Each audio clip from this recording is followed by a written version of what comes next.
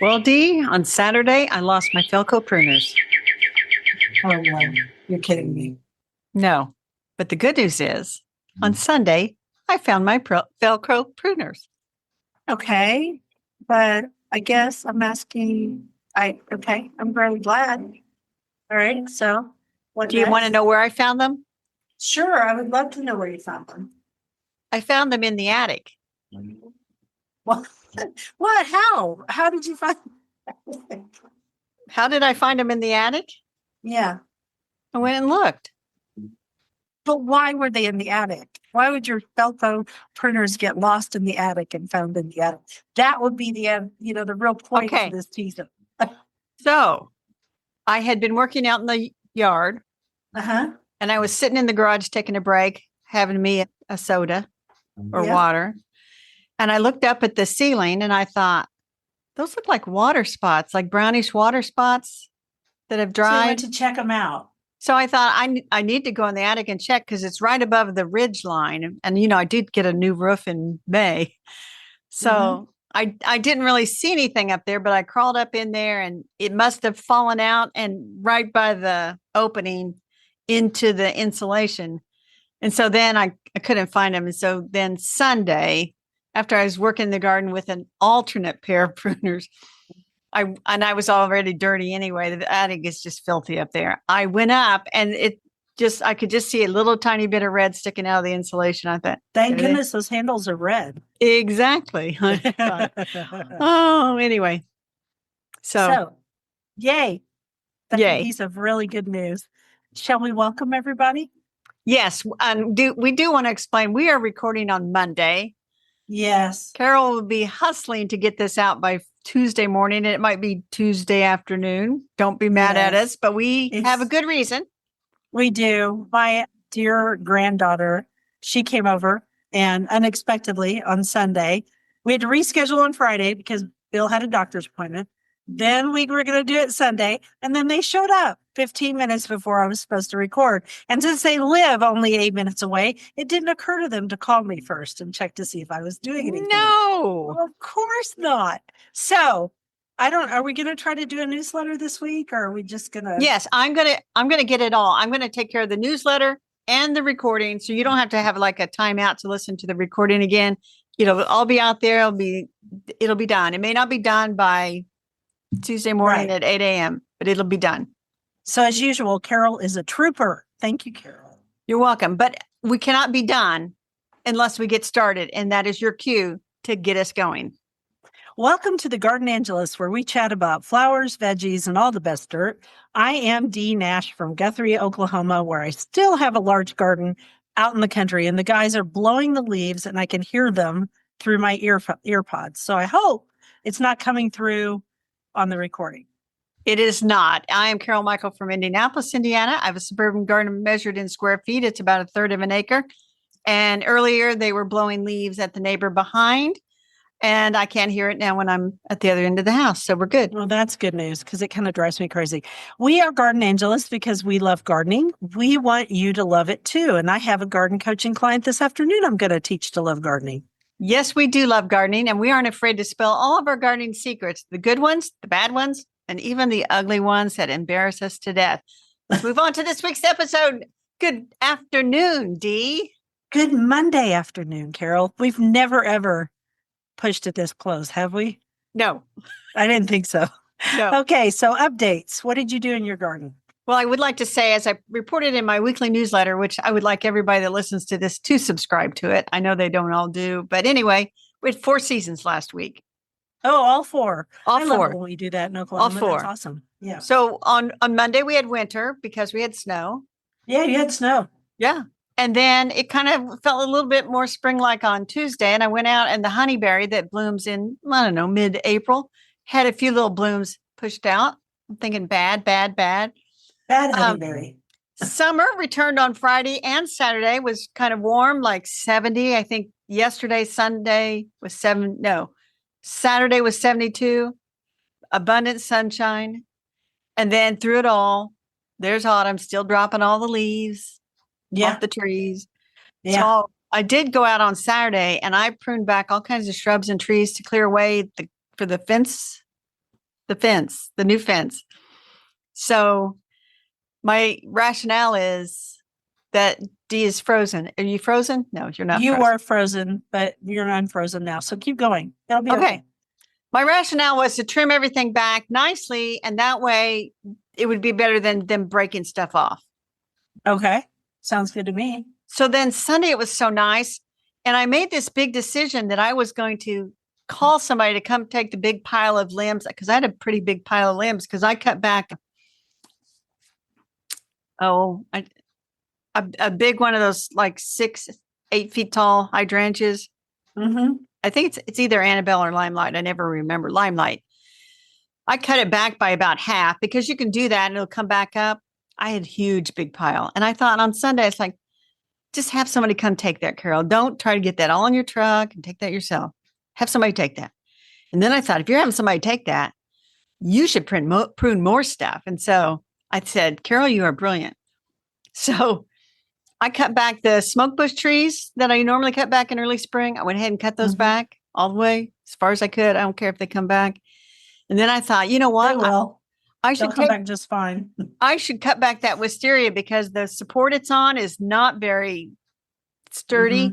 And I've got it sort of jerry rigged. I'm thinking, I'm cutting that to the ground. As I cut it to the ground, and I'm untwining those wooden things off there.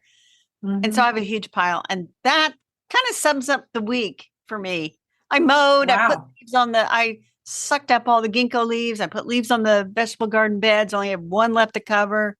I did cut back the fig trees. I cut those way back, as I always do, so I can get those covered with leaves. Although they do a good job of dropping their own leaves and covering up. So not much work. So I want you to say something about the fig trees.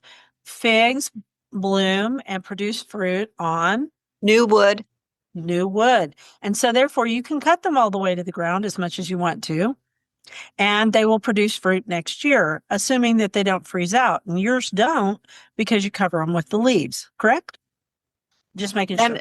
That is all very correct. For all of our newer listeners. Because anyway, I have been quite busy. Oh, and I went to garden club last Monday. Went to garden club.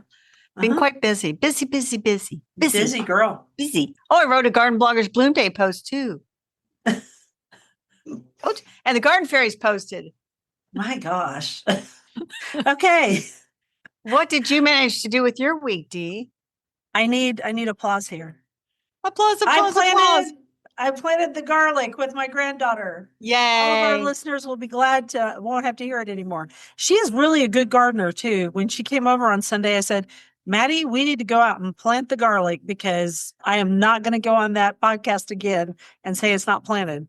And it was all just fine. And I would make a little row for her, and she'd put those down, and then she even puts them down right. Like the bottom, it's like she's born. So how long did this take, even with the child's help? 15 minutes. I know. Who said? Never mind. Go ahead. It was you. You said.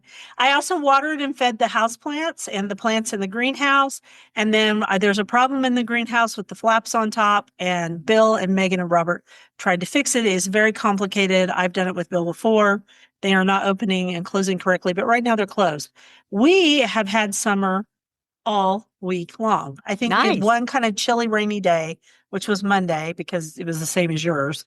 And then it's been basically the land of eternal summer, except that the trees have all turned colors and a bunch of them have lost their leaves. So I know that it's fall, but it doesn't really feel like fall. So there you go. So let's play favorites. Okay. My favorite, Viburnum Juddii, has the best fall color out in my front area. It smells really sweet when it's in bloom in the spring. It has great color all summer long, real dark green. In the winter, in the fall, the color is magnificent. I posted it on my Instagram, the color of it. And in the winter and really all year round, it provides shelter for all the little birds that I'm feeding out here. And there have been a ton. And it's like, you guys are eating a lot. This cannot go on all winter. You need to slow down. They won't. We put up our bird feeders in Thanksgiving, on Thanksgiving. And next week we'll put up our bird feeders, which we're going to have to clean out the can of bird food because it got some rain in it because of a raccoon. Tisk, tisk. I dislike raccoons. Okay. My favorite this week is the perfect orange post oak that is at the beginning of my neighborhood. It was lit with evening sunlight as we drove by, and we were going to dinner last night. And I made Bill stop and back up. And he was like, "What am I backing up for?" And I said, "That tree." And we got right next to it, and I snapped a picture of it against that blue sky. Uh-huh. And he goes, "Okay, I get it. That is really something." And it is. So it would be that, or I also have this purple pansy in my front flower bed that is perfection. So We're going I'll to go with the probably- pansy over No. oak. No, we're not. We're going to go with both. You're And I'm going to gonna send me a picture of that pansy. I'm going to send you a picture of both of them, and you're going to put them in the newsletter. That'll be awesome. I am. So that's my favorite. How about the question of the week? I will ask it because No, it's I'm you, going to isn't it? ask it, and you're going Oh. to answer it. All right. I got an email from listener Kim, and she says, "Hi, Carol. Not quite sure where to post questions for the podcast. We'll tell you later in a minute. I have some pass along irises that did not bloom in the year I have had them. Mm-hmm. They might be planted too deeply. Should I give them more time as is, or should I pull them up and raise them up so that part of the bulby part is visible? If so, now or in spring? The prediction for our Dallas, Texas area is that our winter will be mild. Thanks, Kim." Okay, I'm going to go out on a limb. I'm supposed to answer this one, right? Yes, I answered on Okay. email. I told her you would more definitively answer on the podcast. Okay, so if they're bearded irises, which I assume they are, yes, they are supposed to be planted shallow enough that you can see that bulb, that rhizome. It has to have sunlight on it in order to get enough energy in order to bloom. That's number one. Number two, you've only had them a year. And so they might not have bloomed because it's only been a year. And sometimes it takes a perennial a little longer. In fact, usually it's 2 years when I plant a new iris before I get anything, because irises bloom. So they create that one, they bloom on that fan, and then that part dies and they send up another one. So that's how they work. Now, as far as moving them, oh, and don't mulch them. Don't put mulch right up on your iris rhizomes either. That's not good for them either. You know, I'm just going to tell you what I would do. I would move them now. I would do it now. That's what I told her I'd do. I'd move them now and make sure that you could see the little tops of the rhizomes when she plants them. She still may be 2 years from bloom, but at least it would be, that problem would be taken care of. Right, because they definitely need that sun on top of their shoulders, as it were. Cool. Insect of the week. Okay. You ready? Yeah. When I was mowing, I Uh-huh. saw this big black woolly caterpillar. It had to be, gosh, I'm going to say 3 inches long and kind of, you know, like a pretty nice fur all over it and really black and kind of sparkling. I thought, what are you? Of course, I stopped mowing and I took a picture. I'm thinking, I'm glad I didn't kill you. I think I know what it was. Yeah, you wrote it down. And you also asked, don't I love moths? Yeah, I do. I love them. I think they're beautiful. So and I that think is one of the prettiest moths that ever was created by the good Lord. I think it is a giant leopard moth, and I looked it up on the North Carolina State Extension Service, I think. And it is native to much of this area, probably native over into your neck of the woods. It's definitely native. I've seen them. And they do overwinter in the larval stage, and this was in the larval stage. So I took its picture, which is not a great picture. I took it so that I could try to ID it. Right. Not because it's like, let's show people a picture of It was a black not a caterpillar. beauty shot, No. as you would say. Yeah. No, not like the adult. We'll leave a link so people can go see what a giant leopard moth looks like. I will be on the lookout for them next summer. They really are beautiful. Because I know. Yeah. I don't recall ever seeing one, but I believe I have just seen the larval stage. And somebody's going to be cranky about me blowing my leaves away. I do it because of the ticks. Yes. And you should. That's why. Yes, absolutely. If we didn't have ticks, I would pull them and probably shred some of them. But as we know, leaf mold is perfect larval, whatever, for ticks. It's a good nesting ground. So, but are they going to physically remove the leaves from the property, or are they? No, they just blow them to the edge. Yes. And so they're not going bye. No, but some people think it's really bad because it disturbs the creatures in the leaves. But here's the deal. Most of the creatures in my leaves are ticks and they have to go.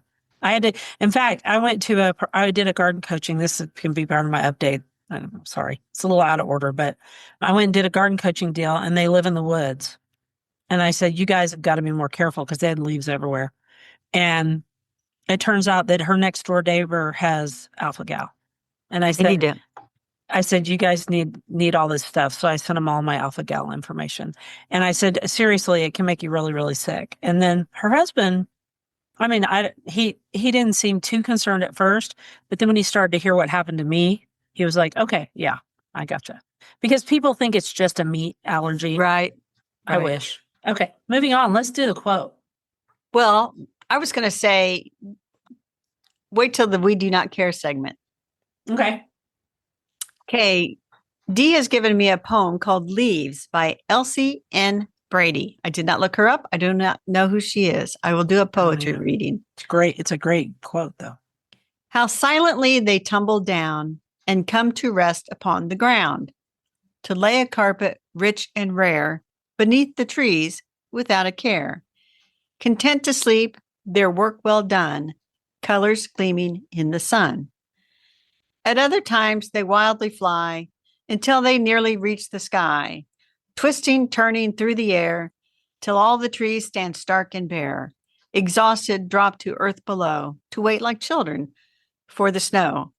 Isn't that lovely? It is. And I'm so tempted to say, and then they shelter Lone Star ticks. And we say that's enough of this. And so we kick them to the curb and take those ticks along with you or something.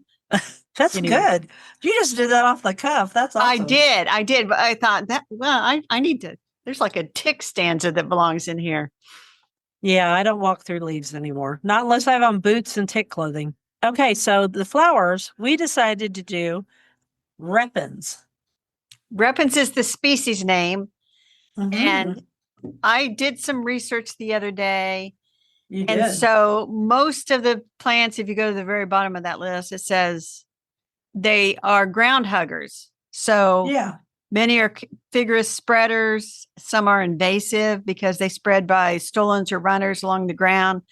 So if you see a plant and it says repens or repens, it is a ground cover.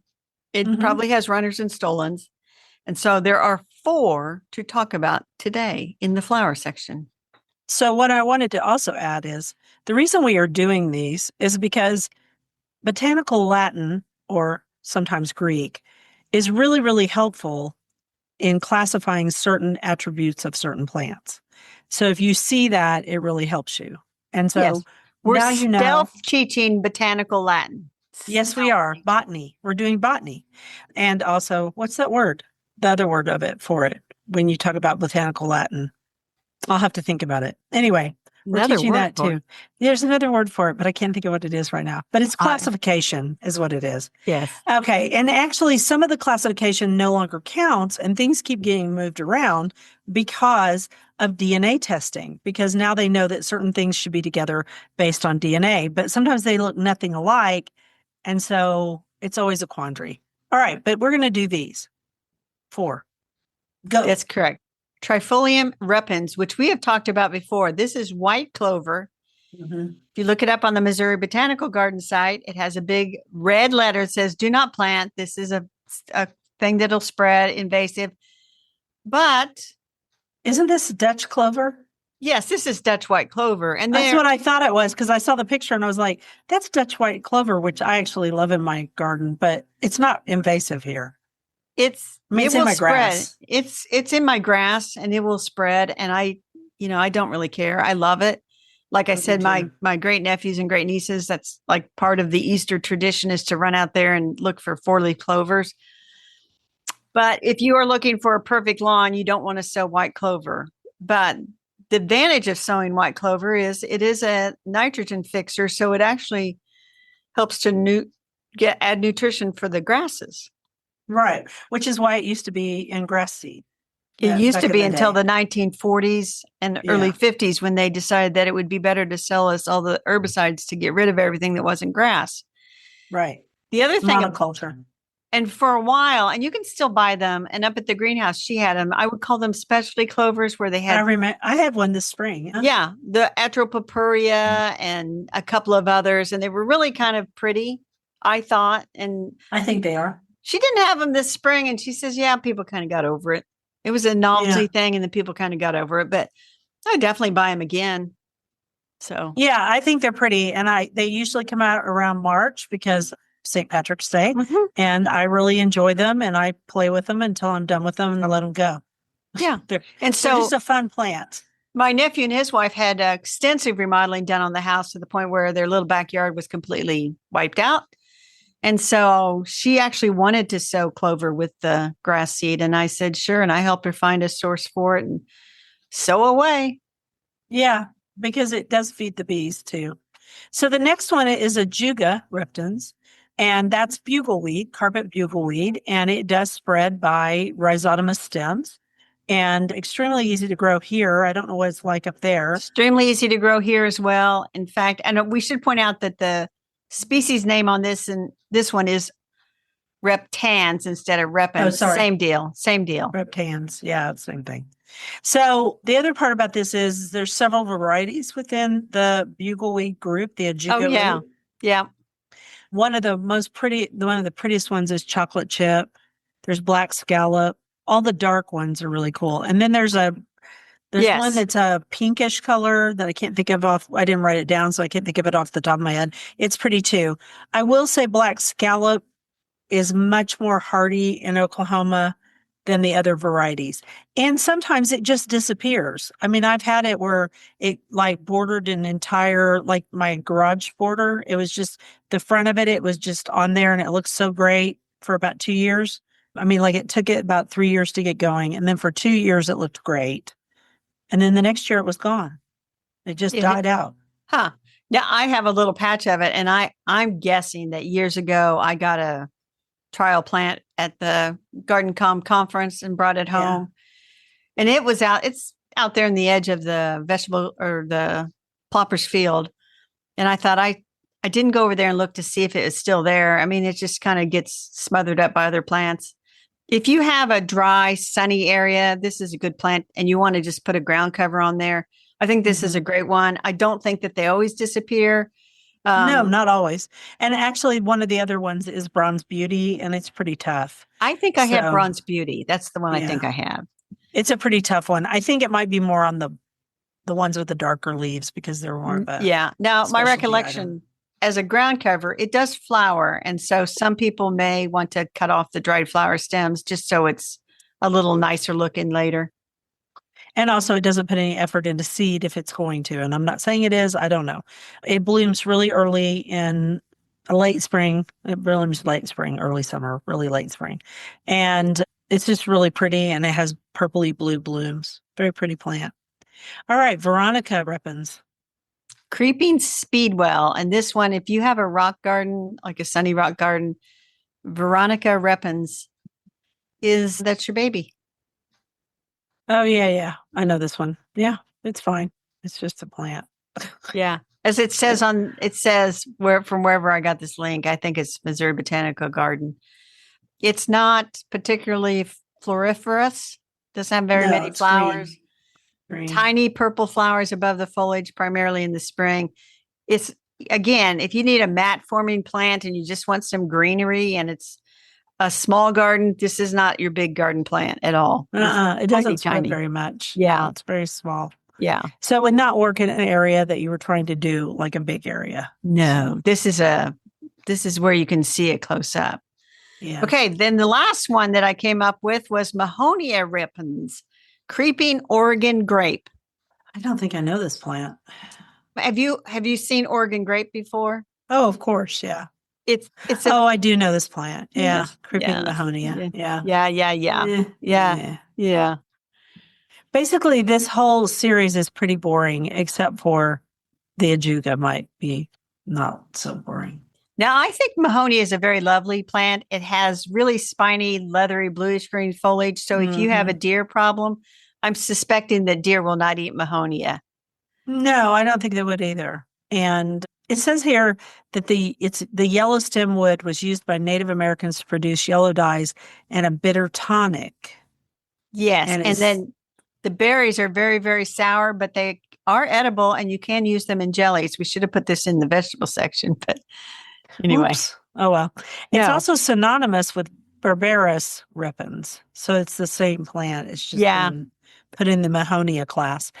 Again, one of those deals, probably the DNA. Is it native then? Yes. It must be native. Yeah. It's native. Okay, cool. Pretty sure it's native. I mean, if the Indians were using it, I would say so. Okay. And then, you have another one. You have a house plant. Oh, yeah. I did add a houseplant down there. Have you did. seen this one, turtle vine? I'm going to look it up because I don't think so. Calesia repens. It's called turtle vine. I looked it up. I have seen it. It's cute. I think they also call it baby's tears. I don't know about that, but it's a beautiful succulent. It says it produces tiny leaves on deep purple stems.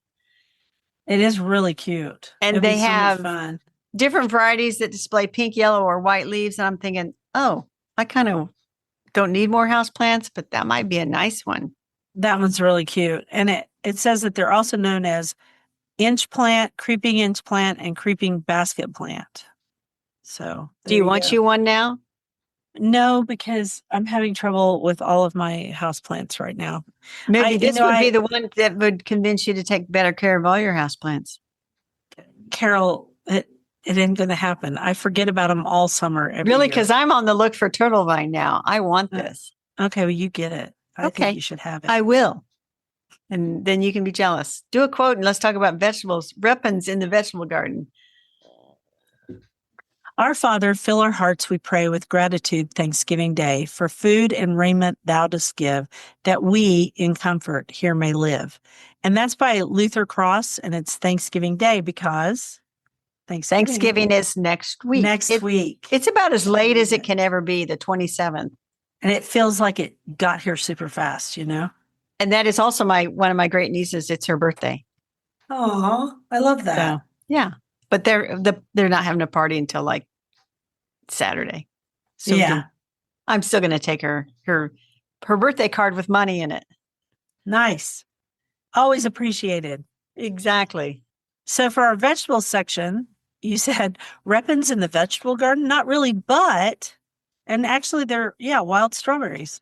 Of course. So wild strawberries, no one would intentionally grow wild strawberries. And though it is called Fragaria or Fragaria repens, when you look it up, it's really mostly called Fragaria virginiana. Or Vesca. You have Vesca too. Or And so. And the word I was trying to think of was taxonomy.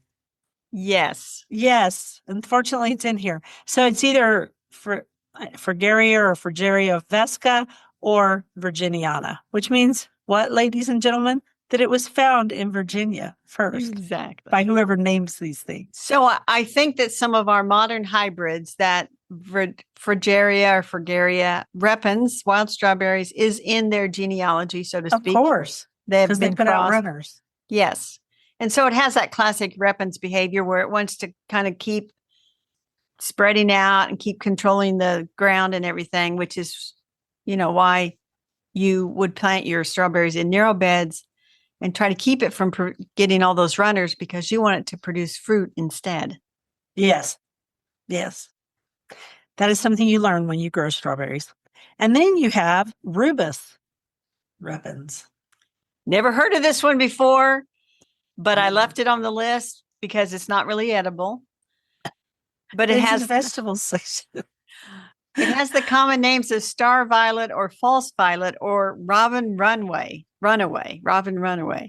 Okay. I don't know. It's just like a new plant to me, to you, to everybody. Never and it heard has, of it. When you look at the picture of it, it has leaves that are reminiscent of violets, but it has like a little white, I would say almost star-shaped flower. So, I've seen this. I have this actually as a weed. And then, yes. And then other common name is dewberry. Yeah, it is a weed. Yeah, it's a weed. I know this plant. I know this plant well. I pull it up. Okay, well, that was cool. I enjoyed our repens. I think it's interesting. Well, the reason I like, why are there not any repens for the vegetable garden is because most of the time they breed vegetables to grow up and not out. And so, Sure. So they don't take um, up as much space and also can produce fruit going upward. yeah, because who wants to pick up all the fruit off the ground? Yeah, that's why strawberries can be such a pain That's why they call them strawberries. because you're supposed to put straw with them. Well, As people mulch. would put straw as underneath the plants so that the berries were not just directly on the ground Right, because then slugs and stuff eat them. in birds. Ask me how I know this, Carol. I'm going to guess that slugs and snails and puppy dog tails have eaten your strawberries. You think? Yeah, and turtles. Sometimes turtles eat them. And I want a bunnies. turtle vine. Just kidding. Okay, you can get it. Go. As I put on Instagram the other day, I am not the friend to keep you from buying things. I'm like, you go for it. Buy all you Exactly. want Well, to. you said that. I mean, well, I did kind of blame you for stuff last week in the podcast. Yeah, you did. You did do that. What is Okay, it I anything bought that else I you- said you? Oh, yeah, I bought houseplants. Yeah, you said that I did it to you, but I did not. I'll do a quote so we can go to the bookshelf. Let's do it. She preferred most of all to live with flowers and music and to have a book in quiet solitude. Herman Hesse. And on our bookshelf, because of Teresa Byington, is Vintage Roses, Beautiful Varieties for Home and Garden by Jane Eastoe. And oh my goodness. I got this the book. library book. So if you get your books at the Indianapolis Public Library, give it another week or two, or go ahead and put it on hold. It's going to show back up in another week Oh or my so, and then you can go get it. Gosh. This Tell is a us- beautiful, beautiful book. And it gives a little bit of history about roses. This picture. Oh, look at that. Look at all of them, Dee. I know. There is not, this book is just full of beautiful photographs and information about different roses and about the history of roses, how to grow them technically, but mostly it's about different varieties. It Yes. also talks about the roses symbol, but then it comes in and tells you all these different roses. And a bunch of them I have grown and a bunch of them I have not grown. And by the way, Um, because the photography is so beautiful, we should say that Georgiana Lane is the photographer. This book came out in 17, didn't you say? 2017. Yeah. But it was worth buying. This is a plant that was in my garden for 35 years. What is that? Old blush. Yeah, I Eventually they all died. It's a China and it has these kind of tissue paper blooms, but it was also called common monthly because it blooms every month until it's just cold as cold. And it's beautiful, smells good. And because it's a China rose, the blooms darken as they age instead of getting lighter as they age. You can always Yeah. tell you've got a China. Which one's that one? Ballerina. I grew ballerina probably. I have 45 years ballerina is ago. one of the 3 roses in my garden. One of them, because I put it on Instagram and said, "What is this?" And everybody said ballerina. Yeah. Ballerina is definitely one that people know. But I've grown almost all of these often because some of them are historical roses. And when I first started growing roses, I only grew antique ones. Now I grow antique ones and good modern hybrids. And they have both in here. I grew Hansa, which is a rugosa. Rugosas are really interesting roses because they have very rough leaves. Uh-huh. They're extremely cold tolerant. They do not like to ever be sprayed with anything because their leaves absorb that spray. Well, and I believe I just read that ballerina was a hybrid musk. It has musk parentage. I will also say, and I am remembering something from when I was in college, Dee. I'm ready for it. Give it to me. Rosa rugosa is the musk rose. Yep. And we were also told that those are tolerant of salt spray. They are. You were right. So if you planting by the ocean, or I suppose, I don't know if the salts we use for snow melting count. But anyway, Yeah, I don't know Tough either. Roses. It's a beautiful book. I'm going to absorb it, enjoy it, and then I'm going to return it to the library. I'm going to keep it on my bookshelf and probably open it up. How I display books on my, my coffee table, not my coffee table, my sofa table. I usually have a book open to something beautiful. There you go. gardening-wise, That'll be lovely. every year. So, and I'll just say right now in that spot, I have a whole. It's like a bread bowl, and it has rose rocks in it. And I saw that. recently did a video on rose rocks. I saw out that. in the garden. So that relates to roses too, because they're shaped like roses.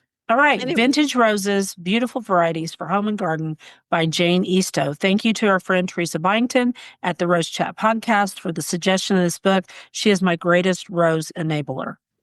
All things rose. She's a rose enabler to everybody. She is, but she actually texts me all spring long. And I end up buying several. Have nowhere to put them, but it's awesome. All right. Ready for the next quote? I am. When the trees their summer splendor change to raiment red and gold, when the summer moon turns mellow and the nights are getting cold, when the squirrels hide their acorns and the woodchucks disappear, then we know that it is autumn, loveliest season of the year. And that's by Carol Reiser, and it's a poem called Autumn. We are doing poetry this week. I Do you know guess. who Carol Reiser is? No. I think you should write her down. I think you should write that other one down. You might have 2 more lost ladies we didn't know about. Could be. So Carol found our dirt a couple of weeks ago, and we're going to do it now. Well, I know you don't buy almanacs. The Farmer's Almanac? No, I don't. So there are 2 almanacs out there. There's the Farmer's Almanac, and then there's the Old Farmer's Almanac. And they're both, I think, over 200 years old. And I think the Old Farmer's Almanac is actually older. But sadly, the Farmer's Almanac, the 2026 issue, is its last one. Shuttering up, out of business, going away. That's too bad. So end of an There's era. a lot of that going on. But Old Farmer's Almanac, they wanted you to know, is continuing. And I thought, oh, I need to buy the 2026 Old Farmer's Almanac because I always do, and I haven't yet. So I'm like, I got to find that. I got to go to the Barnes and Usually Noble at the or somewhere. grocery store or Barnes and Noble. I looked has at, them. sometimes they have it at Sam's Club. I was there last week, didn't see it, but I thought I'll just go to Barnes and Noble. I'll find it, or Meyer, someplace. Anyway, Very that's interesting. We'll leave a link so people can read it on their own. Okay. Now you get to do another poem.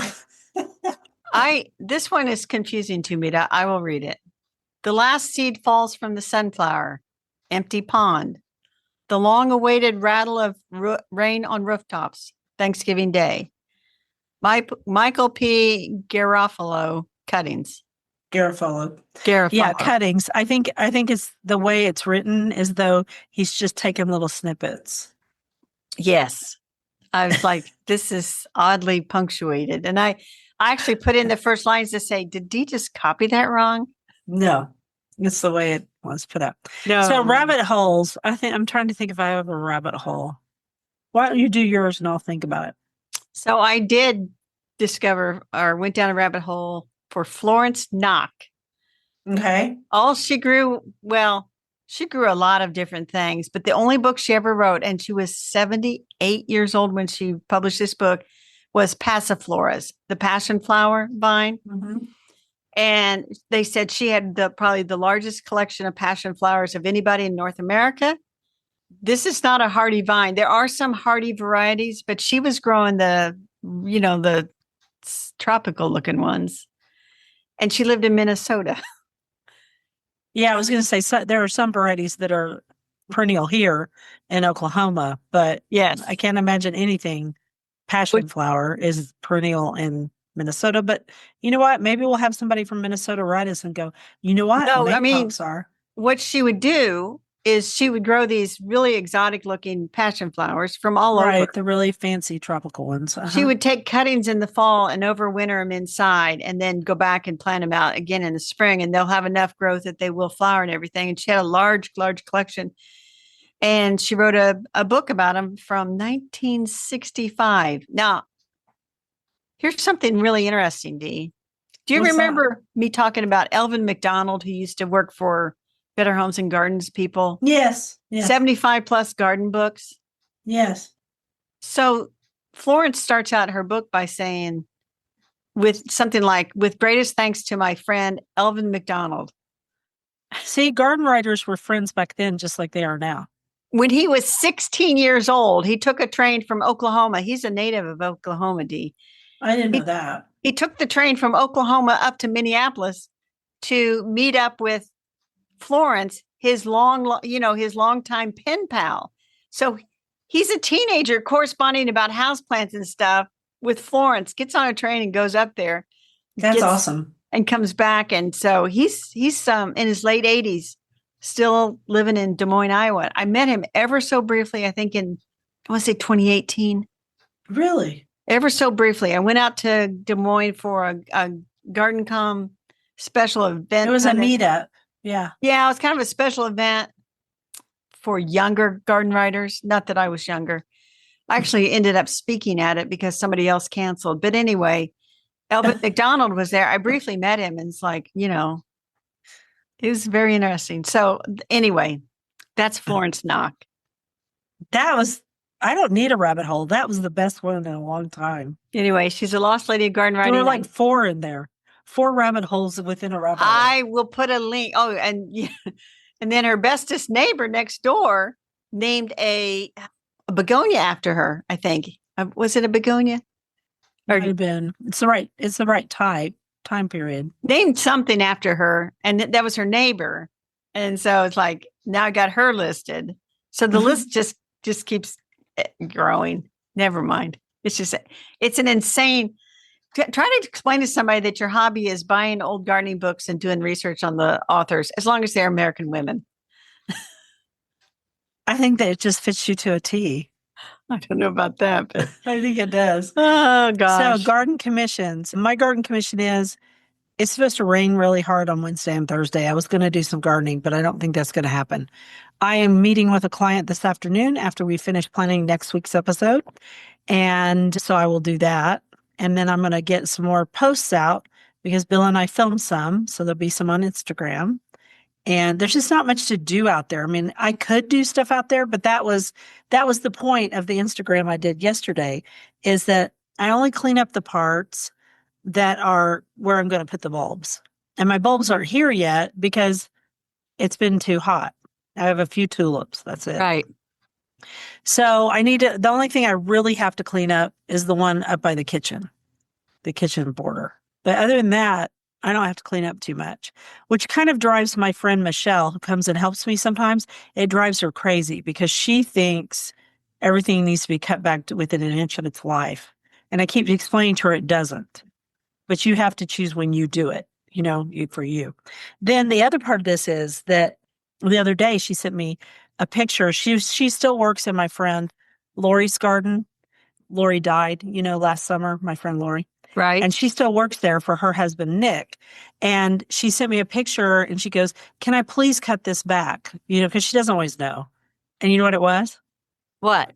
A hellebore. And I said, And no. like, no, don't cut that back. No. And she goes, "But it's so ugly." And I said, "And it will not be there next year if you cut it back, because you have to let hellebores, of course, do their leaves through the wintertime." Okay. So that's my garden commission. Yours? So I am going to get someone to haul away the stuff. There's a service. It's run by firemen who do this on their off days. Mm-hmm. It's like you can almost schedule it the day you want it. But anyway, get that hauled off. And because I'm having that hauled off, I may actually cut back more in my perennial garden than I would normally would, because it's like, well, they're going to haul it off and they'll take it to a place to be chipped and recycled and turned into compost and mulch and stuff. So it's not like it's going into the landfill. Yeah. So, and then you'll just die to know this, Dee. I contacted a landscaper to get a quote to straighten up the beds in the vegetable garden cathedral and put down proper fabric, and then go ahead and put mulch down and clean it all up. Nice. I'm never getting. So we're supposed to get rain tomorrow. So the guys are going to come see if the roof leaks, which is not an exciting thing. That is not a good exciting thing, but there you go. So I'm going to clean up more leaves as time permits and as they fall. And then I'm growing microgreens still. And who knows? They might call and say, "Hey, we're going to start your fence, Carol." And I'm ready for this project to be done. I'm ready for it to be done. I know. I'm always that way too. All right. That's me. Now we're on to the "we do not care," which fits into something we talked about earlier. Mm-hmm. And I'm going to change it a little bit. You go for it. We do not care if you don't like how we manage our falling leaves in the garden. We will do with them as we wish. And so we do not care what you think. We are doing what we want to do with our leaves. And I would say that fits just pretty much anything in the garden. Yeah. We do not care what you think of what we do in the garden, because believe me, people reach out and tell us that they think we are doing things wrong. I don't know. we're pretty successful at it. So I'm not too worried about that. Ditto. So on that snazzy, feisty little ending, shall we snap it up and send it on its way? We're going to send this one on its way. Thank you for listening to The Gardenangelists. We publish every week on Wednesdays at 12 a.m. Eastern Time. Be sure and follow us on Apple Podcasts. That helps us get noticed by others. That was something Carol learned this past week. 2 weeks ago. Yes. 2 weeks ago, excuse me. If we subscribe to, no, wait a minute, let's start over. If you subscribe to our Substack newsletter, you get a link to listen to the podcast a whole day early and links to the products we discuss. Plus, go over to YouTube and you can see us in person. I actually have to now take a shower because we do this in person. Anyway, full episodes there show up on Tuesdays also. So if you can't wait until Wednesday, you now have 2 ways to get episodes on Tuesday. If you want to help support us, use our affiliate links. If you buy something after clicking through on them, we earn a small commission and it costs you nothing. Or you can set up a monthly subscription through Buzzsprout or make a one-time donation through PayPal. You also have the option of pledging your support on Substack. And we want to thank everyone who has done so. It helps us pay for podcast hosting. It was lovely to chat with all of you over the garden gate. Bye until next week. Bye, Dee. And now people think that you don't shower unless you have to be on the podcast. Bye. Bye.